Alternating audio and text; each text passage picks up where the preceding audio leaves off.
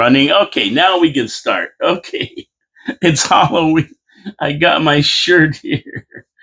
Oh gosh, it's always something, right? Always something. But there's not as many kids out around for Halloween as we used to have. I mean, if we get 20 or 30 kids, then that's a good night for us. But we used to get like 50 or 60.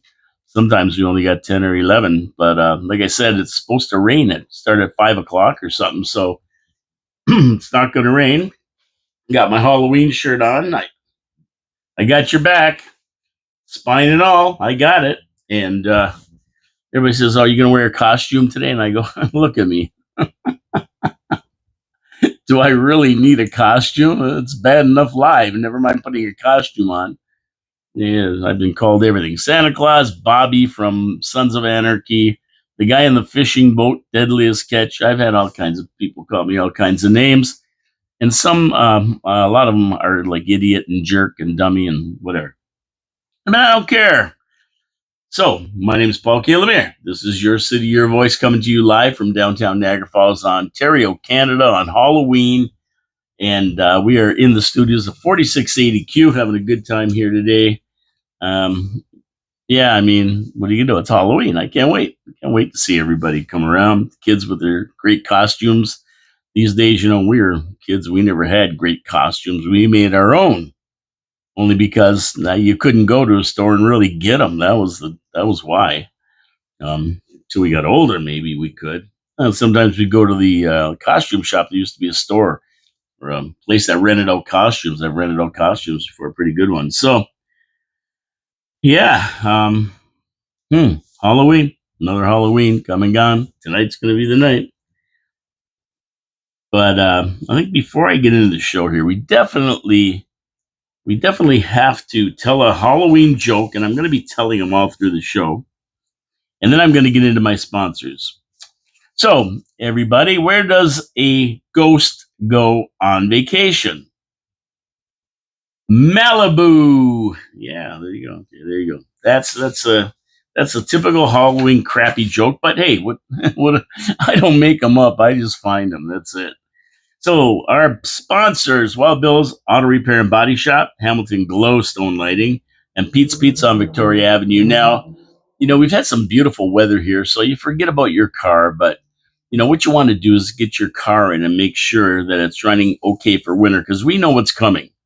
I mean, we can sit here and love this weather and be so happy, but we know what's coming, and you don't want to get stuck in with your car breaking down when it gets rotten. So you go to Wild Bill, and he's offering a free end of summer inspection that includes looking at your brakes, your suspension, your tires, gives your car a computer scan to make sure there's no error codes that are going to pop up just when you least expect it. And he's going to check your fluids, check your lighting. He's going to take your vehicle for a test drive to make sure everything's running the way it should. Hey, if there's anything wrong, they're going to fix it for you. That's being proactive. That's how come you see a lot of people going through the winter, not breaking down, and other people sitting on the side of the road. Proactive and reactive. Big difference. Call Ken Hunter at Wild Bill's Auto Repair and Body Shop and get your car in there for the free summer inspection, free end of summer inspection, actually getting ready for winter. And also, they do have a full body shop. So if you get in a little fender bender or a major accident, take it there. Take it to see Wild Bill's and Ken Hunter, and going to fix your car. Send it out to the shop in showroom condition. You're going to be happy. I'm going to be happy. Ken's going to be happy. Your car's going to be happy. Everybody's going to be happy. And that's the thing. Everybody's going to be happy. Wild Bill's Auto Repair and Body Shop, Oakwood Drive, right down from the Kia dealership. Give Ken a call today. How simple is that? So, like I said, we got a beautiful day out there, 71 degrees. Wow, pretty windy, though. Pretty windy, overcast. Looking for rain around 5 o'clock to start. And, I got another email about the costumes for city council yesterday. So, we did do the whole thing on costumes for city council on Tuesday, on Trash Talking Tuesday.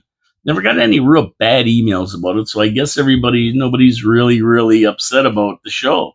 Whether it was city council or anybody else. But okay, that's good. But I got somebody else doing. But before I even get into that, I want to give kudos to city workers. That's right.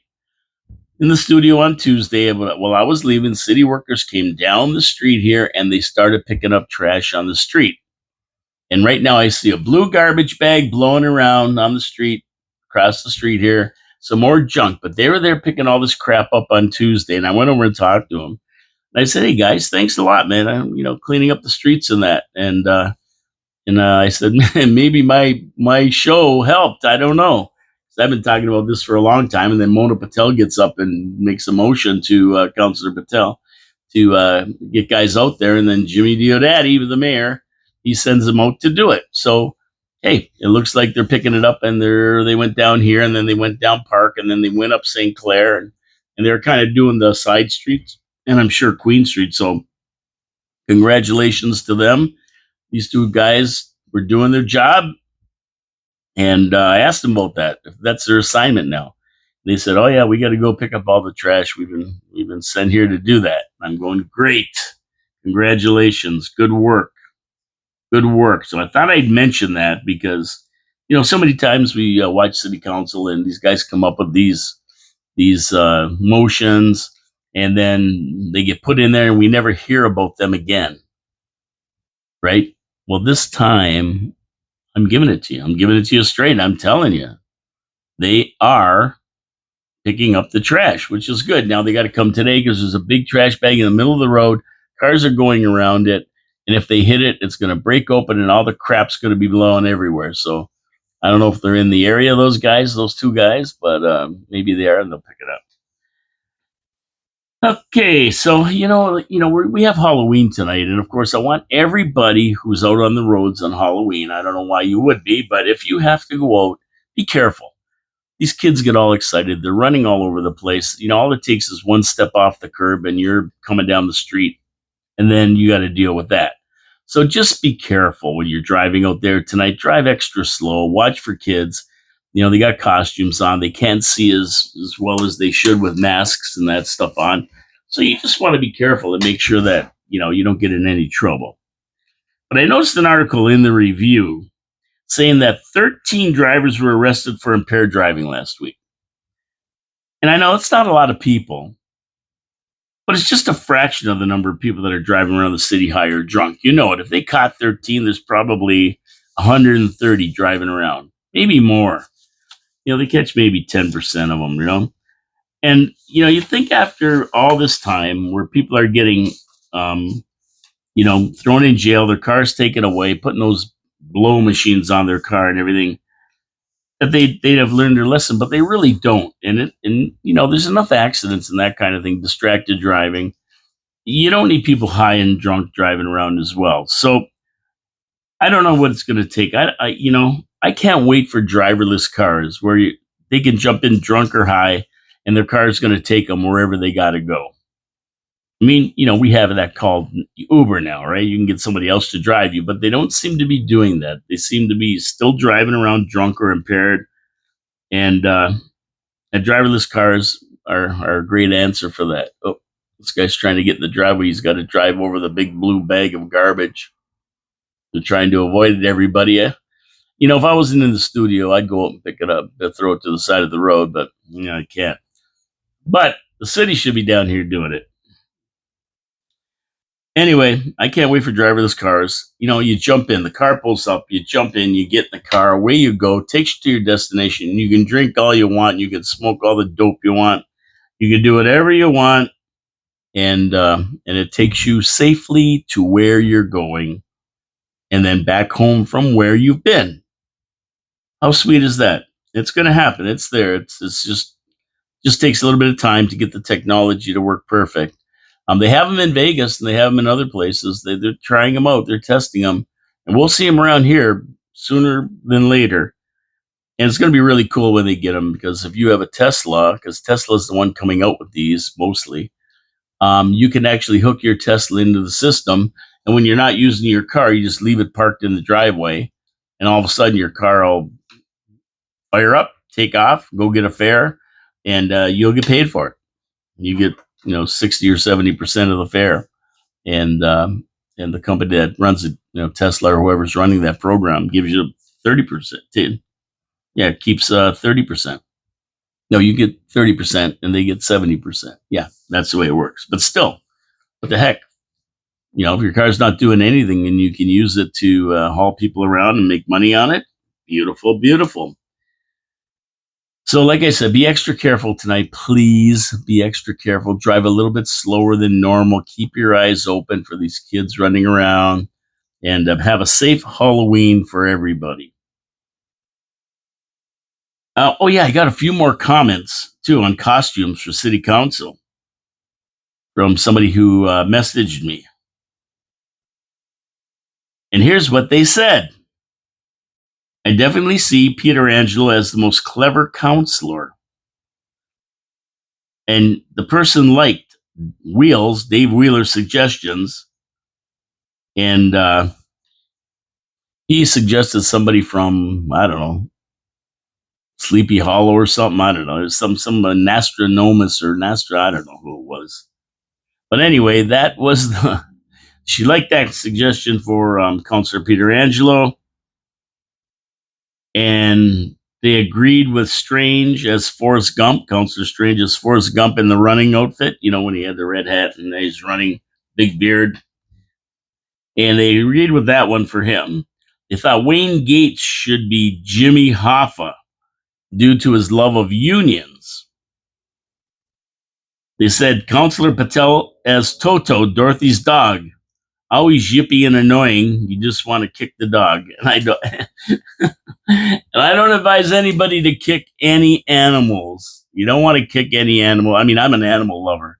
I would never kick an animal. I mean, one time they brought a lobster home and they wanted to cook it. It was live and I wanted to keep it in the tank and have it as a pet lobster. Yeah. So, and I don't recommend anybody kick any animals or Counselor Patel. Don't, but yeah, being annoying. Yeah, I can go with you on that one, but you don't want to kick the dog. Lori Lococo, Counselor Lococo, social justice warrior costume. Always trying to help folk a la Charles Ingalls, Little House on the Prairie, morality, and a Robin Hood sentiment of generosity. So a nice comment for Lori Lococo. Chris Dabrowski, the resurrected Jesus, freshly back from the dead. Oh, that's a good one. That's a good one. Brought in off the bench when Counselor Thompson, we said he was Bernie Lomax, a weekend at Bernie's, left the scene, retired, and Chris Dabrowski came back in. Well, he's the resurrected Jesus, freshly back from the dead, resurrected. And Bill Mattson could definitely be from Munchkinland. And he's as wide as he is tall, but I doubt he could sing or dance. All I can say is people love to dress him down while dressing them up. That's all I can tell you. I want to thank everybody who sent their input in and all the things. It was a fun day's Tuesday. Happy Halloween to our city council and members of staff, Wayne Gates and Jody Burdett, for having a sense of humor on this Halloween day, because we gave Jody Burdett a costume too.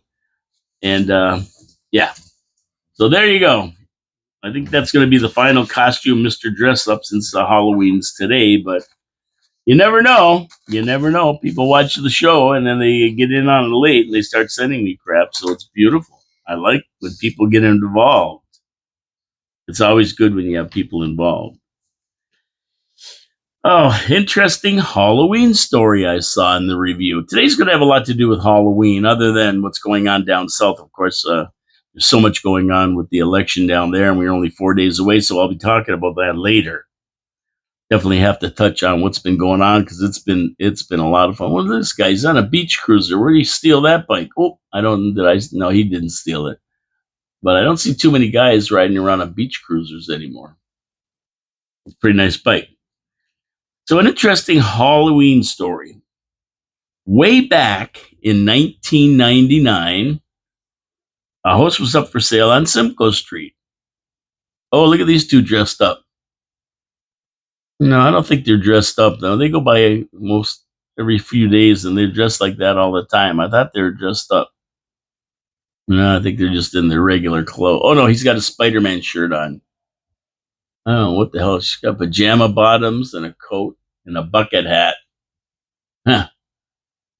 A backpacks on. I can't tell if they're costumes or not, to be honest with you.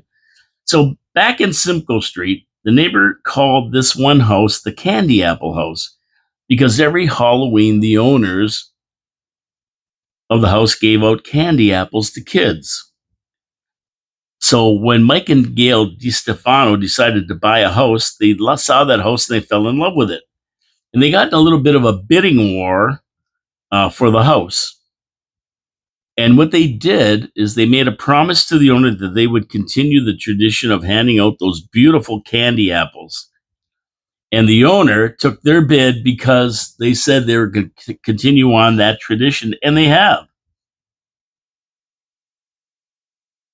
So the owners handed down the candy apple recipe to the DiStefanos, and to this day, they adhere to the annual tradition of handing out candy apples. As a matter of fact, for the first 5 years they owned the house, the former owners called them up to make sure they were going to hand out candy apples. So that's pretty cool. And that's since 1999. So how many years was that? Like 80 years ago? Something like that. And Gail said she's planning on making 120 of the delicious apples. So if you're going to get one, get there early. You know, there's going to be a lineup for them. And especially since it was in the paper, everybody's going to be running down there to try to get a candy apple. And, it's really funny because they're odd things today, candy apples. But in our day, we used to get 3 or 4 or 5 of them when we went out. When we were out as kids for Halloween, and that would have been in the 50s and 60s, a lot of people didn't go out and buy all these chocolate bars and chips and everything. They made their own stuff. And that's what we got when we went to houses. A lot of it was homemade stuff.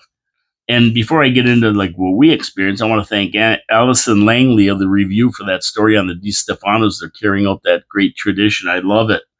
I love it. And if anybody's ever had a candy apple, I'm sure most people in this world have. They're fantastic. Some are dipped in caramel. Some are dipped in like a red. They dip them in a red sauce. It's a liquid, right? But once you pull it out and it hardens like a hard candy. And they're really, really good candy apples. The apple inside the thing. They usually use like Macintosh apples to do it. Fantastic. So Allison Langley wrote that story. Thank her from the review. Now, in our youth, like I say, most of the stuff that we got was homemade, like fudge, popcorn balls, Rice Krispies, those squares, Rice Krispie squares, regular apples, caramel corn balls, Halloween molasses kisses, those nice kisses. Oh, they were so good. They were so good. And suckers. Get a couple suckers in the box. Put your bag. And some people even threw money in. We'd get pennies, we'd get dimes, we'd get nickels. People didn't bother going out and getting candy, and they didn't make anything. So they just tossed, dimes, nickels, things like that in your bag. You get home and empty it out. You'd have a couple bucks in nickels in that, So it was pretty cool. Pretty cool when we were kids. We didn't get a lot of like prepackaged stuff like potato chips they have today, chocolate bars and that. But every neighborhood had a house, had one house that gave out something special. And every neighborhood had a crazy old lady, which they called a haunted house. And the lights were always out, and you'd be dared to run up and knock on the door, right? And they said there was somebody in there, like Looney Mary or something. We used to go to a place. It was up off of Leonard Avenue, maybe on High Street or something. You had to go up these steps to this house. We were just little kids. I mean, you weren't that old. Had to go up these steps to this dark house and knock on the door, right? Somebody would dare you to do it. And they said it was Looney Mary's house. And if you went up and knocked on the door, she'd come out after you with a knife or something. Kids, right? So we'd go there and get in front of the house and, nobody would want to run up there all afraid. And we'd go trick or treating down the street and back and and get out of there. But our favorite house in our neighborhood was Dr. McGarry's house. And Dr. McGarry lived on the corner of Portage and Morrison, if you know the house. And we went there because Dr. McGarry always gave out full size chocolate bars. He had boxes of them. Great guy. And so we'd go there and we get our chocolate bar, full size chocolate bar, the only one we had in our bag for sure. And I know today it doesn't sound like a big deal because that's a thing everybody gives out chocolate bars. I mean, they're like this big now. That thing was like the real deal, right? But now they're just like these little one bite chocolate bars you give out. But back then that was an oddity. We would be the only one we had in our bag, and we didn't want to miss going to McGarry's house to get one of these. So 9 times out of 10, we'd haul ass around the neighborhood to get there. And we had a ball. All of us would go out. A bunch of us would go out. We'd be all over the city. Down, we'd go from my house down to Valley Way, up Valley Way, and behind Stanford High School and those streets. I mean, we were out for 4 or 5. As soon as it got dark, we'd be out. We'd be out for 3 or 4 hours till 8:30, at night. And we were by ourselves. I mean, there was no parents wandering around with us or anything. We were roaming free to go where we wanted to get candy. And yeah, of course, you can't do that today. The world's too dangerous out there. Like most people take their kids out and walk along with them, and they go up to the houses and that. They don't go too far, but they take them out. But there's just too many wackos on the streets that they send you, let your kids run around thing. And we'd even come down to my grandmother's, who lived I can see her house over there, and we'd go from there and then go downtown, go down to some of the businesses downtown and that and stuff. So yeah, we had a lot of good times when we were kids. Now the kicker for us is we were Catholic, and the day after Halloween was called All Saints Day, and the Catholics got that off. We didn't have to go to school. So while all the Protestants, or everybody that went to public schools anyway, there were some Catholics who did go to public schools. They didn't like the Catholic school system. Well, they went to school for the day, and they were being tortured by teachers. We were outside playing and getting stomach aches from taking advantage of all the Halloween booty we had collected the night before. So that's what we faced, and it was fantastic. They don't do that anymore. It's not a holiday anymore. But back in the day, yeah, we got the day off. So the next day, we were out, enjoying our candies outside, playing around, having a good time, while the other people were in school. It was a big deal for us. The good old days, right? The good old days. And I'm sure most people who are over 50 remember some of these fun times. And of course, after we got old enough and we started hanging around bars, well, forget about Halloween and on the streets, man. We were in parties, big parties in bars, dressed up, having a good time. Yeah, we had a lot of good times. I remember one time I was dressed up, and as I had my head wrapped like an accident casualty guy, right? And I had a hat on, and so I was at this bar, and this girl comes up and says, "I know who you are. I recognize you through that costume." And I go, "Yeah, how you doing?" "And you're so and so." And I go, "Yeah, you got it. How'd you recognize me?" Well, of course, it wasn't that guy. And she goes, "Oh, I see you all the time at work, and I wanted to come over." And I said, "Listen, why don't you come by on Monday and have lunch with me? I'll take you out and buy you lunch." She goes, "Yeah, okay." So we talked, and then whatever. And so the guy that she thought I saw him that night, but I didn't say anything about it. So on Monday, he goes to work, she goes to work, and she comes over at noon and says, "Let's go." He says, "Go where?" "For lunch. You promised you were going to take me for lunch." "I never promised you I was taking you for lunch. What are you talking about?" She goes, "Yeah, I talked to you at the bar, and you said you were going to take me for lunch today to meet you at noon." He goes, "Well, that wasn't me. What was the guy dressed like?" And she described it, and he goes, "Oh, okay, I know who that was." And to this day, when he sees me, he gives me this. Some Halloween hijinks. I got to get to my second sponsor here. Having too much fun here today. This is fun. Okay, so my second sponsor is Hamilton Glowstone Lighting. And if you've ever seen that beautiful lighting, and if you had it, you'd be having it on tonight, all your house all orange. It's probably Hamilton Glowstone Lighting, the leading in permanent outdoor lighting, and it's track lighting. And they set it up in zones, and you can control all the zones by your phone. You change color anytime you want. So tonight you'd have it your house all orange. Christmas you're going to have it red and green, of course. Every zone's going to be a different color. And you know the nice thing about it, you don't have to climb ladders, you don't have to get wet, you don't have to get full of snow, you don't have to fall off and break your neck. No, they're there for good. All warranted. You don't have to worry about lifetime warranty. LED lights, so they're not going to spin your meter around in circles. Really, really efficient on power. And they're just add value to your house. They're just beautiful. So if you want to get these lights, you have to call Colin Buckborough at Hamilton Glowstone Lighting. How do you get a hold of Colin? You dial 289-969-1797. That's it. He comes over, he sets you all up, and if you don't have enough cash to deal with it, hey, you can finance part of it if you want a low monthly payment and get the job done. Hamilton Glowstone Lighting, the leader in permanent outdoor lighting. You can't go wrong. Give him a call. Call him Buckbro. He'll straighten you out.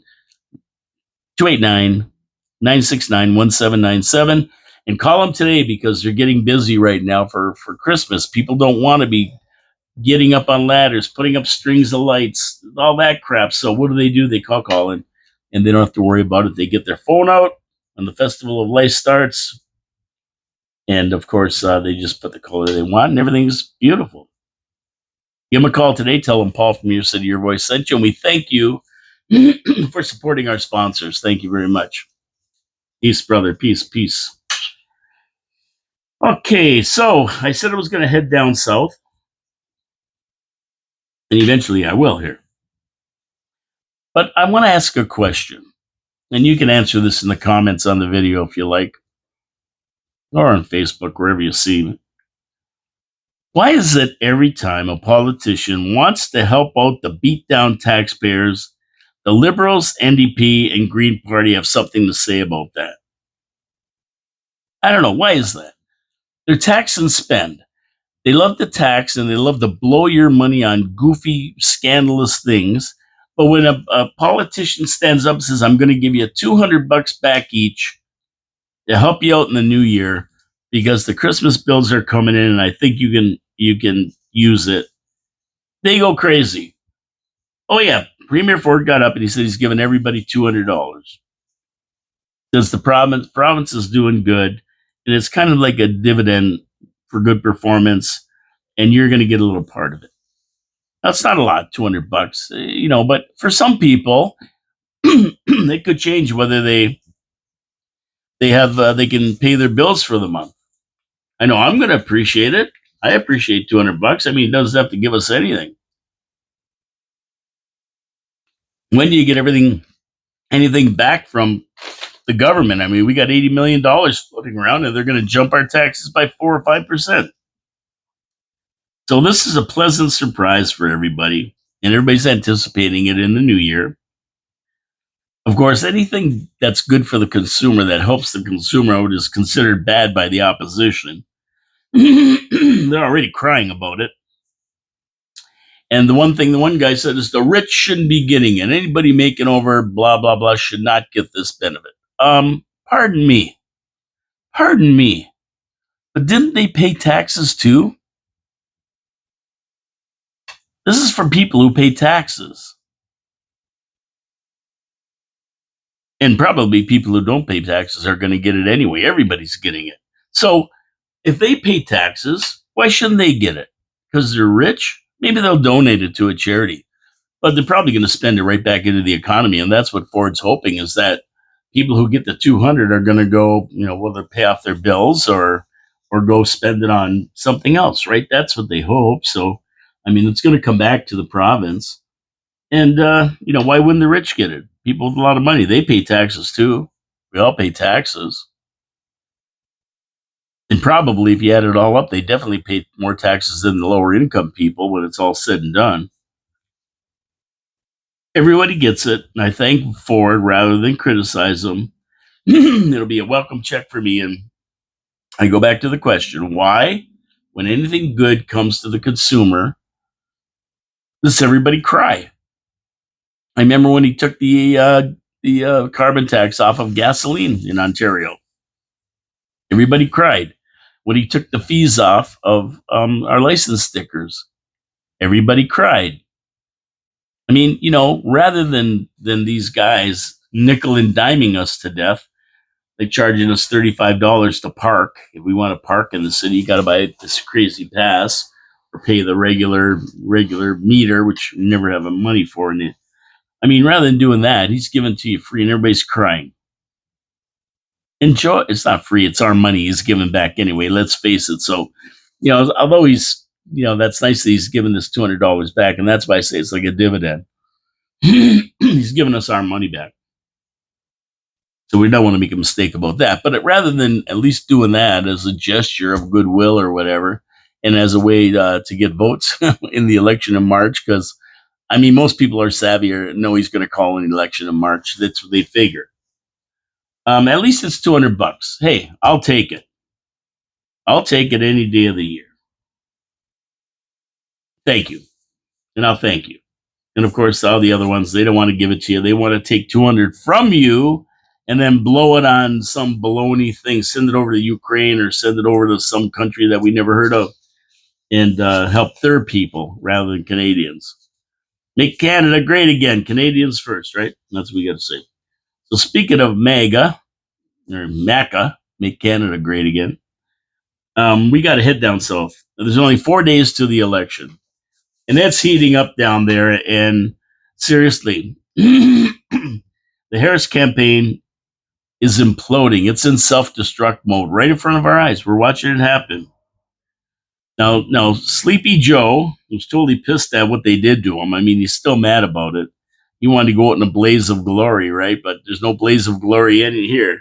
He's been coup d'etat out of the position with 14 million votes, and he's taken the stage, called Trump and all the supporters garbage, insisting that they have to lock Trump up. Here we go again. Hillary Clinton, deplorables. They never end. They never end, these guys. They never end with it. But now they've really screwed up. He called them garbage, and unfortunately for Kamala, he did it in the middle of her rally and basically crushed it. So she was on a rally. She was doing a rally. This guy gets on TV on a Zoom thing, and he says that they should lock Trump up. And he said all Trump and his supporters are all garbage. I mean, you think he's old and senile, right? And well, we know he is. He is. But he does have lucid moments that he uses to destroy Harris and her campaign.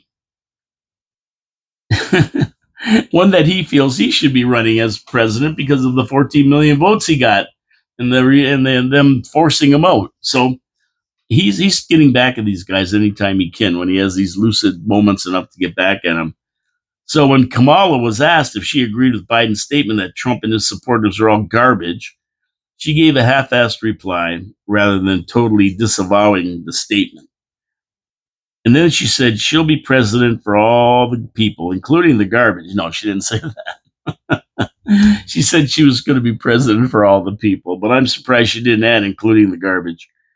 She's not the sharpest knife in the drawer. This is just unbelievable. They're just self-destructing. So what's Trump's reply to this? Of course, Trump's the sharpest knife in the drawer here. Well, he asked everybody to forgive Biden since he really doesn't know what he's saying at this point. But like I said, I disagree. I think Biden's pretty sharp still. He has these lucid moments, and this was a jab at these guys. I think he knows exactly what he's doing. Now he's trying to screw Kamala, Obama, the Clintons, Pelosi, Schumer, all the people that took him out. And he's saying, "Okay, boys, this is my karma. This is my revenge." Biden's mad. His family's mad. And his 14 million supporters are mad. They're going to take it out on the Kamala Harris group. But you know what's really funny? It's kind of rich Biden calling anybody trash, considering his son Hunter, a crackhead, a porno star, the guy with the laptop, and just a huge mess with an unregistered gun, and just this guy is brutal. Was going out with his dead brother's wife, and got her addicted to drug. I mean, this guy's a mess. He talk about trash and garbage. So it's pretty rich Joe's insulting Trump's followers. Yep, and back in the day, Hillary called Trump supporters deplorables. That sunk her campaign. Now Biden has called them garbage, and that's basically the one of the final nails in the coffin for Harris at this point, with 4 days left. I mean, that's it. She's screwed on this one. Plus, I mean, she doesn't help her cause. She gets up and calls Trump a Nazi and a fascist. And after Joe Biden got on national TV and said we got to tone down the rhetoric, well, they've been calling for him to be executed and taken out. He can never be in the Oval Office, yelling and screaming, Nazi fascist. Tampon Tim compared the Trump rally at MSG to the Nazi rally in 1939. I mean, these guys are their own worst enemy. They're just sinking their own ship. It's going down faster and faster. But in a brilliant move, Trump, the master of the marketing. So he does the McDonald's thing after she lied about working at McDonald's, which was Norman Rockwell moment, him leaning out that window with his hand up in the air, waving at the crowd in the McDonald's apron. So what's he do? He gets up into a garbage truck dressed with a reflective vest on, and he gives a little speech from there and answers some questions, right? Alluding to the garbage comment. And he wore it throughout his speech in Pennsylvania last night. So there he is. He's got the vest on, and he praised the sanitation workers, thanked them, and told everybody, hey, 250 million Americans are not garbage. And he thanked the hardworking sanitation workers, and he really, really took advantage of the Biden boner, and paid homage to the hardworking men and women of the United States that Biden called trash. He called them tax-paying patriots that love their country. What a beautiful, beautiful thing. Trump, whoever suggested that was a genius, and it came off beautiful. And, some of these other guys would have done it, and it probably wouldn't have been that great, but Trump can get away with this kind of stuff. And regardless of what Harris thinks, she's just not, she's not that important. When invited to appear on Joe Rogan, exactly like Trump did, a 3-hour sit down, she gave Rogan a list of demands and said she would only do it if he came to her. So he's going to jump on a plane and fly to wherever she is, and it would be for an hour. Well, you know what? He's saying, no, that ain't going to happen. That ain't going to happen. And regardless of what she thinks, it ain't going to happen. Rogan said no. And he wanted the same format as Trump, or he wasn't going to do it. Well, as it stands, it's not going to happen now. And what a mistake. As the Trump video of Joe Rogan has generated, I think they said this morning, like something like 70 million views. Now they got to understand that the conventional media is not where it's at anymore. It's not where it's at anymore. That's all there is to it. These stations like CNN and the other stuff, they can't even hold a candle to this number of views. 70 million. 70 million. She's making a big mistake not doing it, but at the end of the day, she can't do it. She just can't do it because it's just not her. She can't do it. She won't get through it. So, yep, big mistake. Another mistake. Not staying down. So then again, the way she does stuff, it may be better for her to stay away, because at the end of the day, she might just screw it up, and it's even going to look worse than it does already on her. 4 days left. She can't afford any more gaffes or boners or anything. I mean, she gets in trouble with 20-minute interviews. Imagine 3 hours. And if she hasn't hung herself already in this campaign, this would probably be the coup de grace. It's just the way it is, right? Now I got this guy at the door here. These guys, I am not answering it. I can't get up and do that. They're crazy. Where's somebody to open this door? But anyway, that would be it for her. She's not going to get up and do it. She's not going to do it. That's all. And so when I look at this whole election, I've been watching the speeches and everything else and everything else. And the bottom line is that I'm thinking this is going to be a landslide. I mean, Trump might even win New York, if you could imagine that. That Madison Square Garden crowd is unbelievable. I think he can win the popular vote. I mean, even if he doesn't get the Electoral College votes, he might get enough people voting for him to actually win the popular vote. So I'm predicting a landslide. And I've set the over and under at 305 Electoral College votes. Now I'm going to take the over. I think he'll get more than that. I'll take the over on that. But I think 305 is the number. And people are predicting between 305 and 315. Now, you may not call this a landslide, because there have been presidents who ran and got over 400 votes. But in this day and age, it's really tough because the Democrats do control the two biggest states, New York and California, and they always go with the Democratic Party. And there are the two largest states with 82 votes between them, 82 Electoral College votes. So it's going to be hard for Trump to win those states. And there's some of that western seaboard, Washington and places like Oregon, like just up that coast and up the East Coast that are pretty well Democratic states, and she'll win those for sure. They're almost gimmies, and that's really how they figure it out. They look at the states that are gimmies, and then they say, what are they going to do with these other votes? Now, the next biggest state is Texas with 40 Electoral College votes. That's up for grabs. Trump could take that. Florida with 30. Trump's probably going to get that. And the rest of the states have 20 or less. So with that 82 votes right from the East and West Coast states, that's 15% of the votes right now. So as far as the popular vote goes, of course, Democrats have won it before, but I think maybe Trump could do it this time just because he's going to get a lot of votes, even though we don't win the Electoral College. But, this is it. This is why there is an Electoral College vote and why the Democrats want to get rid of it. They want to run by popular vote. But if they did that, New York and California would always elect the president because they have the most people. Right? I mean, California has 40 million people and New York has 20 million. There's 60 million right there.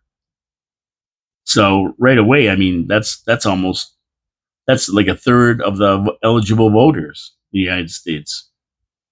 Tough to beat that. The Dems, I want to get rid of course, the Electoral College. If it wasn't for the Electoral College, New York and California would pick every president. There'd be no equal representation for the other 48 states. And the Electoral College levels, it levels the playing field. It levels the playing field, which is why the Dems want to get rid of it. So smaller states like Iowa and in Nebraska and, these small Utah that don't have a lot of say because they don't have a lot of population, well, right away they get the Electoral College. So they have representation, which is great. So what do you think out there in video land? Is Trump gonna landslide this? Is he gonna get this 305 to 315 votes? Is he gonna get more? Gonna get 320 or 330? I'm gonna take the over on the 305. I know a lot of people will take the under. They think it's going to be very, very close. I'm going to take the over. I'm going to go with him getting maybe up to 315, somewhere up there. And we're going to call it a landslide only because in this day and age of voting, that's a lot. I want to check out over to the Middle East. Hezbollah has announced they have elected a new leader to replace Nasrallah. So Israel killed Nasrallah. And there is a new ruler in town. Okay, I'm going to give you his name in a minute, and we're going to talk about that. But first, I got to get to my last sponsor, Victoria Avenue Pete's Pizza. That's right. Looking for a pizza tonight? Well, tonight's a great night to get a pizza, actually, because at the end of the day, You're rushing around. The kids want to get out as soon as it gets dark and everything else. So let's see. You're going to go to Pete's Pizza on Victoria Avenue. I mean, actually, I got to confess, I had a piece of pizza this morning, Pete's Pizza for breakfast. But they make a great pizza. They use an old family recipe from the Mancini family, who started Pete's Pizza 40 years ago in St. Catharines and franchised it out to a few people in the Niagara region. And the sauce is a Mancini family recipe, and the crust is a Mancini family recipe. They even use cornmeal on it. Now, I talked to Mike, the owner, and he worked in an Italian restaurant for 15 years, and he says that he uses a nice blend of Saputo mozzarella and brick cheese for his cheese, and that's why it's so good, and it is really good. They also have a full menu. You can get pizza there, fine, but they also have poutine and subs and everything else. So if you're looking for anything, you got to get one of their menus. You got to go down and see them and order from Pete's Pizza on Victoria Avenue. Now, to celebrate the 40th anniversary, they are doing 2 medium pizzas with 3 toppings on each for $25, and that goes to the end of the year. How can you beat that? It's fantastic. And Mike understands that, you know what? People don't always get hungry at 5 o'clock. People get hungry at 9 o'clock at night while they're watching the hockey game. So he extended his hours from Sunday to Thursday till 11 o'clock. And then he went a step further and opened up Friday and Saturdays till 2 in the morning. So you go out for a few pops, you get home, and guess what? You grab a pizza, sit there and watch the Fright Night. So tonight's a great night, though. Kids get home, give them a couple hunks of pizza, get them dressed up, and send them out for a beautiful Halloween night. Pete's Pizza, Victoria Avenue is the place you want to go. Great pizza. And you just call 905-374-2222, or you can email them, or you can message them at pete'spizzavictoria.com. Go to their website and send them an order through their website. Yeah, they'll fix it up for you. You're ready in 20 minutes. Pete's Pizza, Victoria Avenue. Check it out today. Tell them Paul from Your City, Your Voice sent you, and they'll be happy. Support our sponsors. Come on. That's why they're there. They sponsor the show. They support the show. So we encourage everybody to support them. Now we're going to take a shot over to the Middle East. Like I say, they killed Nasrallah, and they've named a new ruler of the Hamas, or is it Hezbollah? Hezbollah. They've named a new ruler, and that guy is Nem Qassem. Nem Qassem, nice name. Easy to rhymes. He's said to be a political figure, though, rather than a military figure. He was never in the military, the guy. Now that means he's going to have to lean more on Iran to deal with the military matters that they're dealing with in the war against Israel here. And he's going to have to depend on his top generals. Why would anyone want to be a leader and have that announced at this point? I mean, seriously. I mean, these guys are getting knocked off left and right. I mean, I think Israel's killed 13 or 14 of them already. Why would he want to be named leader? Well, he wants to bring order to Hezbollah and ensure its followers and agents they are in control. And that's fine. They want to make sure they're organized and not in disarray. They need a leader. They need somebody to represent them. So this is the guy they elected, and who knows over there? I mean, if he don't take the post, he might they might actually kill him. So yeah. So he could become another stat soon in the long list of Hezbollah and Hamas leaders that Israel has surgically eliminated from the task force here. So I don't know. Why do these guys become leaders? I mean, we saw it in the mob in New York City. Nobody wants to be leader anymore, simply because there's too many people getting knocked off. There's too many people that get killed. So it's crazy that they would want to be a leader, but they take it. I don't know. Like I say, maybe they're forced to if they don't. But this guy's more of a political guy. They said he's not a military guy, so he's going to have to depend on his leaders. And they love to fight. They love to fight. I got to give him credit for that. We'll see what happens with him. Now that he's announced, we might see his funeral notice in the papers very soon. And one more thing from the Middle East. And, people, you got to wonder where their mind's at. A U.S. couple was killed in Tajikistan after their dream cycling vacation was cut short by a car running into their group of cyclers who were on the ISIS dominated territory. And they were trying to prove that humans are kind, even ISIS. Well, they got this car was going by with a bunch of ISIS in it.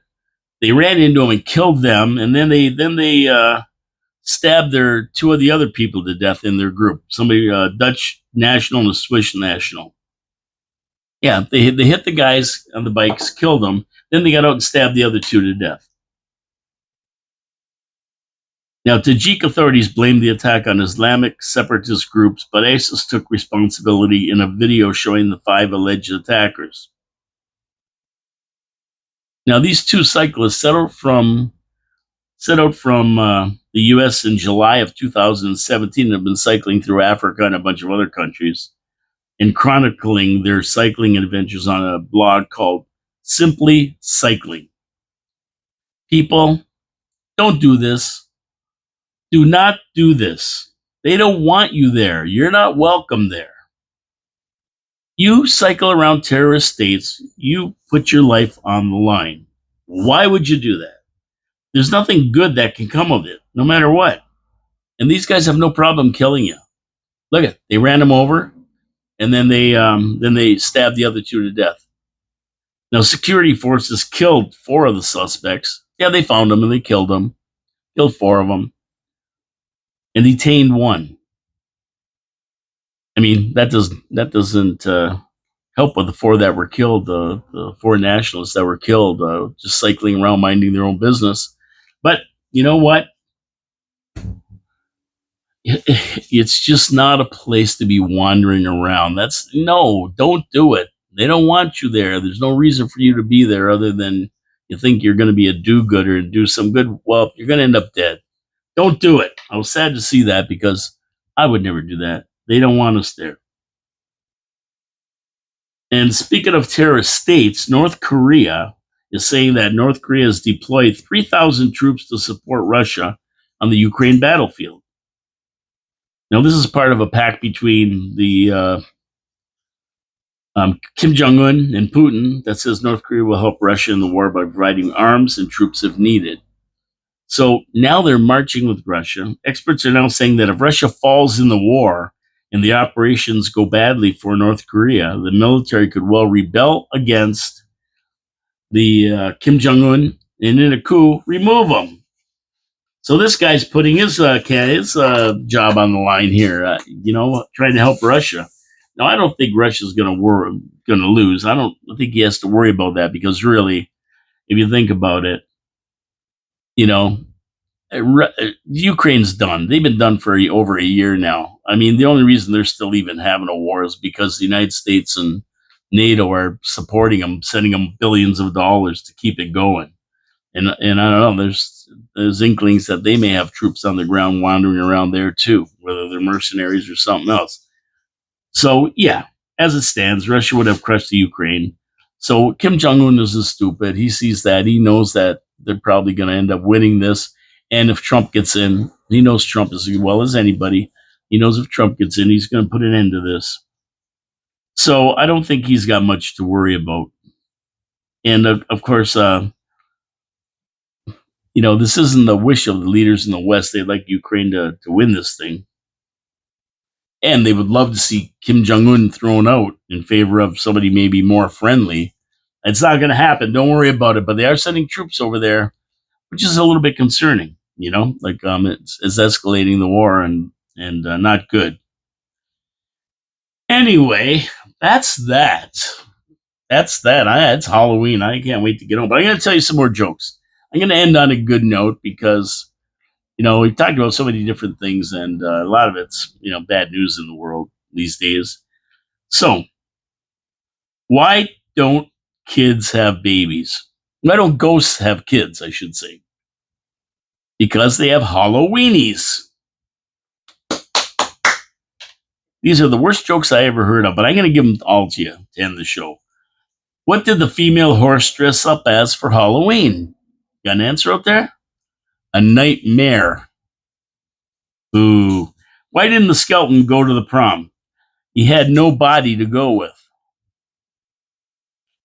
What did the witch do when her car broke down? She witch hiked. Now, see, these are bad jokes. These jokes really, really suck. Where do mummies swim? In the Dead Sea, of course. Come on. Come on. You knew that one, right? Why are mummies good employees? Because they get wrapped up in their work. Oh, I can't take it. I can't take it. These are so funny. Where's a zombie's favorite kind of bean? What is a zombie's favorite kind of bean? A zombie. A human being. Oh, brother. What do you call a cow on Halloween? A bovine. That's both, it's a play on bovine. Yeah, okay, sure. How does Dracula stay fit? Well, he plays badminton. Who makes up these jokes? Not me. I didn't make these up. Mine would have been better than this if I made it up. What's a mummy's favorite kind of music? Rap. Okay, we only got a couple more, and then I'm getting out of here. Why are graveyards so noisy? Because of all the coffin. Come on, these are. Who made these up? This sounds like something Mayor Jim Diodati would be telling us here. And finally, a Halloween knock knock joke. Knock knock. Who's there? Handsome. Handsome who? Handsome candy to me. And that's it for our Halloween show here on Halloween Thursday. And I just want to end my show asking everybody to be safe out there tonight. Be careful. There's kids running around. Have a great night. Enjoy it. Enjoy the costumes. The kids come up. And if you're driving anywhere, watch out for the kids. Be slow on the road. Be careful. We don't want any accidents. And get out there and have a good time. I'm just praying that it doesn't rain, because that would be a real bummer if it rained for the kids. Please hold out weather for another 5 or 6 hours. That's all we're asking for. 5 or 6 hours more. Have a great day, everybody. Enjoy Halloween. Get dressed up and go out and do something, not like me. My name is Paul K. Lemire. This is Your City, Your Voice. I got your back right here. See, I got your spine. From Your City, Your Voice, in the studios of 4680Q on Queen Street in downtown Niagara Falls, Ontario, Canada. Support our sponsors, Wild Bill's Auto Repair and Body Shop, Hamilton Glowstone Lighting, and, of course, Victoria Avenue Pete's Pizza. We'll see you tomorrow with Finally Friday, and maybe I'll read some good stories about Halloween. Take care, everybody. I'm out of here. Have a great day. Have a great night. And take your kids out for Halloween. They'll enjoy it. Ciao, ciao.